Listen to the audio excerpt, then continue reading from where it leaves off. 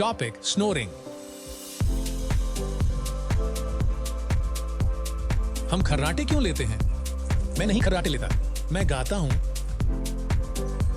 ठीक, अब मैं समझाता हूं। खर्राटे सोते समय आने वाली तेज खड़खड़ाती आवाज होती है। ओह अच्छा, मैंने सोचा खर्राटे एक अच्छी पियानो की धुन होती है। आप एक लाइक करें और कमेंट में बताएं नेक्स्ट वीडियो का टॉपिक। खर्राटे बेसिकली तब होते हैं जब सांस लेते वक्त हमारे रेस्पिरेटरी ट्रैक्ट में हवा की रुकावट होती है। जब हम ब्रीथ करते हैं, हवा नोज या माउथ से होकर थ्रोट से लंग्स तक पहुंचती है।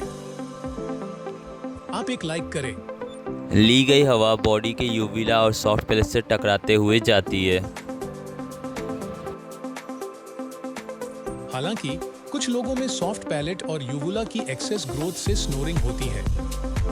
तो जब ये लोग सोते हैं, ये पार्ट्स उनके गले के पीछे गिर जाते हैं, जिससे ब्लॉकेज होती है। इसीलिए हम लोग खर्राटे लेते हैं।